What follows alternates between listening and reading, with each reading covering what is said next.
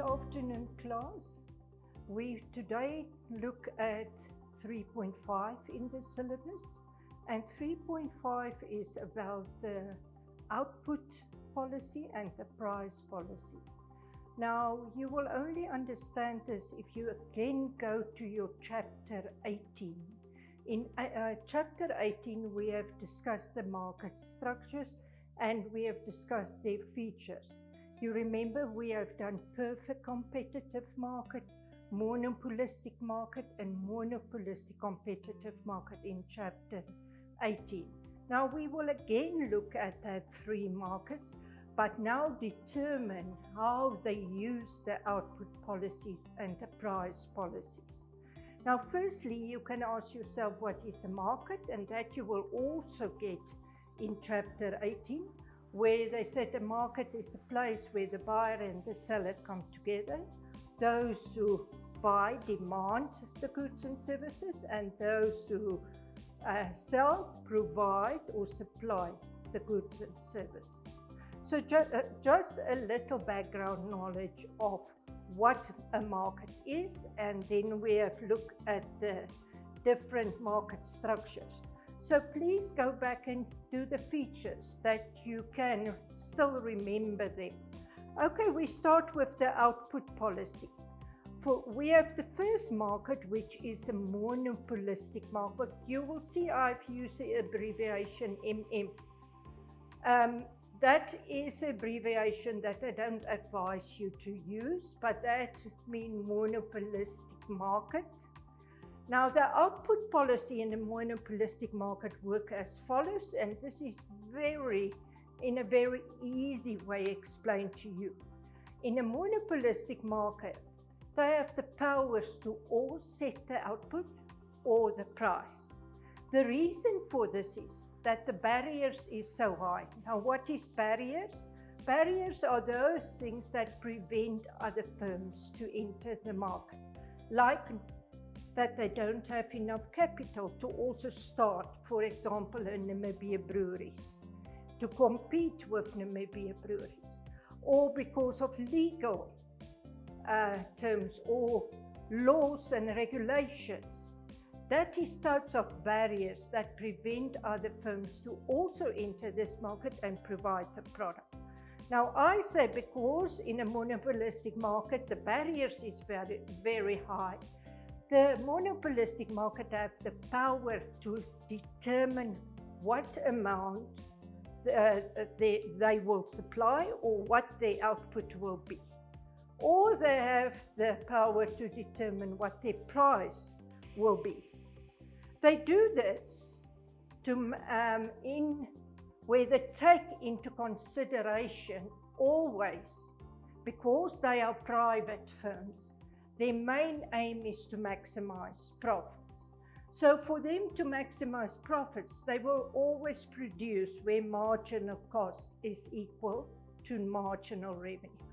Now, if you look at a curve like this, or a monopolistic market curve, you will see that the point where the marginal cost and the marginal revenue cross each other, that is the point of output here at Q. No? Because here is marginal cost and there is marginal revenue.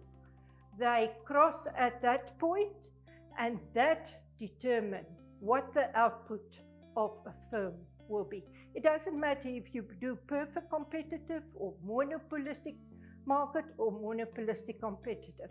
In all three cases, they produce at the point where marginal revenue is equal to marginal cost, because they want to maximize profits. Okay, you can just look at your PowerPoint, and there you will also see how the graphs will be. At this point, we will just show you the graph in the long run. The graph for each of these markets can also be later on shown to you in the short run. You don't have to know both of them. That is just to indicate where the point of output is. They will not at this stage ask you to draw these graphs.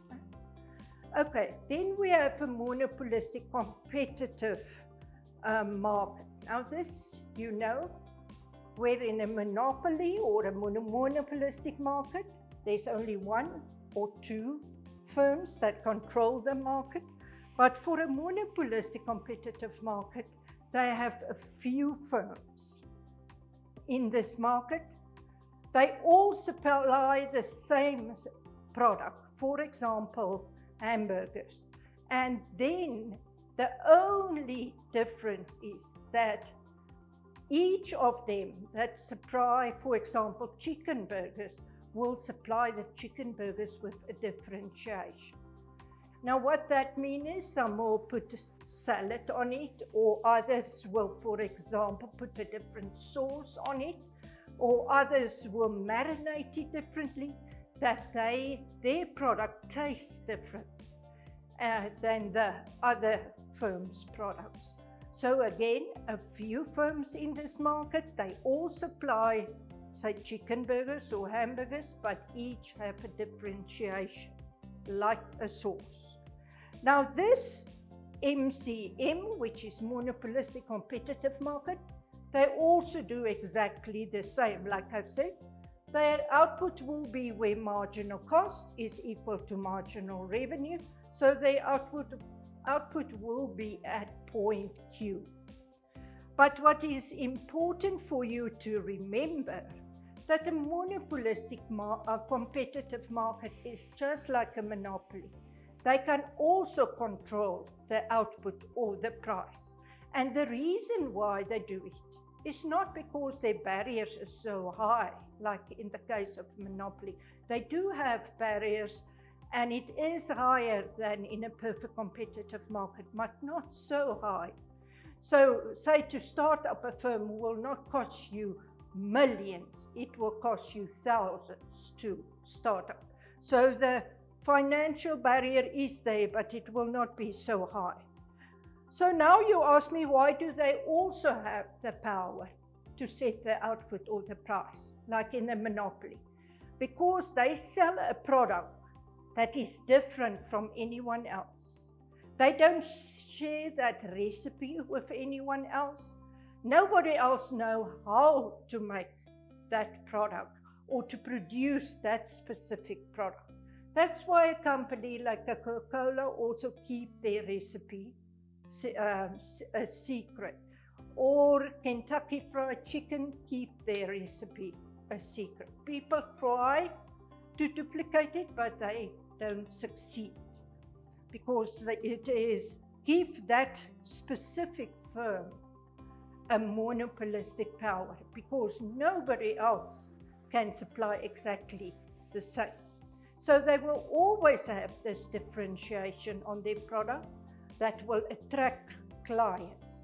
And by that, they have actually created for them in this big market, which is called a monopolistic competitive market, they have this firm that can act like a monopoly. They can set their price because they say, I can ask a little bit higher for my chicken burgers because nobody else knows how I produce them. And mine is really the best due to the sauce that I put on it. So that, for example. Okay, that is in the case of a monopolistic competitive market. And then we have a perfect competitive market.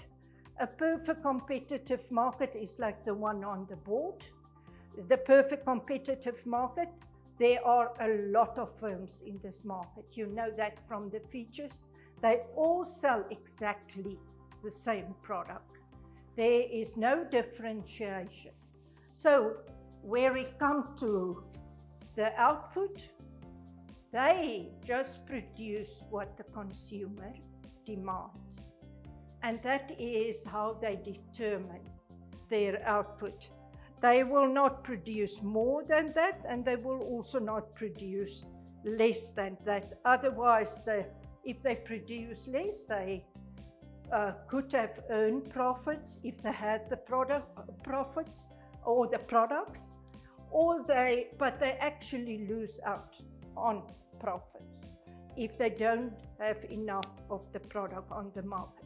So for them, it's very important to determine what the consumer wants. They have very low barriers. So any firm can enter this market and any firm can leave this market at a specific time. So say, for example, you sit on the corner and you sell vetkoek or you sell fruit. Anyone else can also do it. There's no rule or regulation that prevents you. And if there is, it is very little. It is like paying the municipality, say, $15 to rent that spot from which you sell your fruit, for example. So very low barriers, they sell exactly the same product, and their aim is to maximize profits, like in the case of monopoly and a monopolistic competitive market. They also produce where marginal cost is equal to marginal revenue. On this slide, you will see that I've said to you, marginal revenue is the revenue you earn from selling one extra unit. Marginal cost is the cost you pay from producing one extra unit. But we will get back to this again. So we have now looked at the output policies for all three markets. Now we will look at the price policy for the markets. We take the perfect competitive market and we will say they are price takers because they can't control the market. They have no monopolistic powers. There's lots of firms in this market. Everyone sells the same. And as I already have explained this to you, and you know it from chapter 18. So they just accept the price of the market. And that's why they are called price takers. And then the reason they say is because we already have looked at it, their barriers is so low. Anyone can come in and set a price or also produce the product and set a price at a point where they want to set it. But now you can ask me, why can't they ask their own price? Why are they price takers? Because if they sell it higher than their neighbors, which sell also oranges, then nobody will buy from them because all of the little stores selling oranges, selling exactly the same product. So if yours is too expensive, they will buy from the other stores.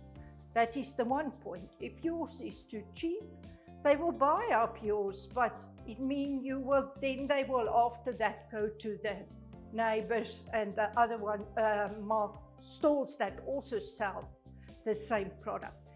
But then that other stores will earn more profit than you have earned from selling yours. So not a clever move.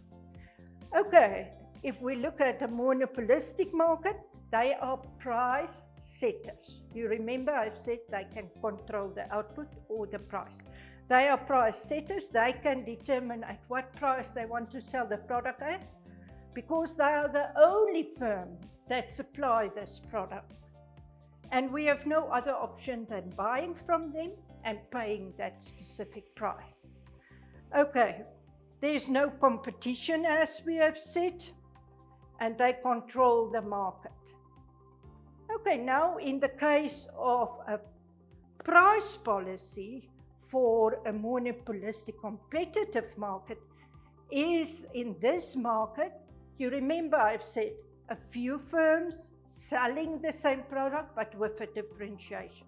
They are also price setters because they also have the power, the monopolistic power to control the output or the price. So they can decide where they want to put their price. You remember I have said they can say, because my chicken have a much better sauce, people will pay, say $38 or $30 for a chicken burger, where the others only sell it for $26. Because I offer a chicken burger with a differentiation, and that is why I can do that. Okay, so that is for the three markets, the output and the price policy. How do they determine the price, and how do they determine the output? You can see here in the case of a perfect competitive market, there is the price. The price is constant, and it is also at this point where the marginal revenue and the demand will be. But we will later on look at the graphs. Okay, you get different types of price policies. You can see that all over in your textbooks. The first one that they have is price discrimination. And that is where, for one client, you get, if you come and buy from me, I sell the carrots to you at, say, $10 a kilo. But for the next client, I sell it to him at $12 a kilo. So I discriminate in a way. And why do it? Because I know you for 20 years, you are buying from me for 20 years, so I give it to you at a different price. So they call that different pricing, and selling products at a different price to different clients is price discrimination. Okay, then you also have perceived value pricing. That means this type of pricing has nothing to do with what it costs you to produce the product. So you just look at the product and you look at how it is produced, and then you attach a price to it. You don't look at how much time and resources was put into the production of this product. Then you have scheme pricing. That's normally what cell phone companies do. If they put a new phone on the market, they put it at a much higher price for the first 3 months or period. And then everyone pay this higher price because they want to have a product that nobody else has. And they want to have it first and to show off. And that's why the producer know that, and they make use of that to earn a little bit more profits than the profits that they actually plan to earn in the future. So they, in the beginning, 3-4 months, they just ask much higher prices than they actually need to. Then we get also penetration pricing. That is what big companies can do. They drop their price very, very low. It's even lower than cost. That means what it costs you to produce the product. And the reason they do it is to enter into a market. And they can do it because they have income that they can rely on when they sell other types of products. So if you look at Namibia breweries, they, for example, the main product that they produce is beer. But now they also want to get in other products, like soft drinks or beer products with no alcohol and so forth. So to get into these markets, they must sell that products in the beginning at a very low price, that people rather buy their soft drink than the one that they are used to. Or that people, for example, rather buy their product that have no or less alcohol in than one coming from Germany or wherever. So that is a penetration price where you ask a very low price that the consumer try your product and see if they like it and rather buy yours because it is so cheap. Then the next price policy is competition-based price policy, and that you can only do if you have reserves that you can survive on. So you will see who is your competitors, and then you will just ask prices a bit lower than they ask. And sometimes firms do it to such an extent that the smaller firms can't then survive at the end if they must also drop their prices. So that is what they do. And then the last one we have here is destroying prices. Now that is the one where that I said that this competition pricing can become such severe that it actually destroys other firms. So, as I also explained, you can sometimes ask a price so low that it, because you have other money to rely on, reserves from many years of producing, say for example, your beer. So you sell now the product at lower than cost price. Okay, you will see there's homework. I ask you questions on price policies, and I ask you questions on maximization of profits.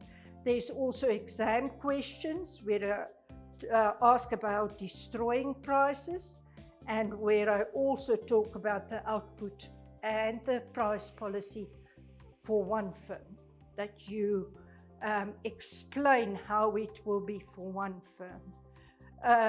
Differentiate between the price policy, how it will be in a perfect competitive and how it will be in a monopolistic market. So that is your lesson on 3.5. Mainly concentrate here on how the price and the output will be used in these three markets.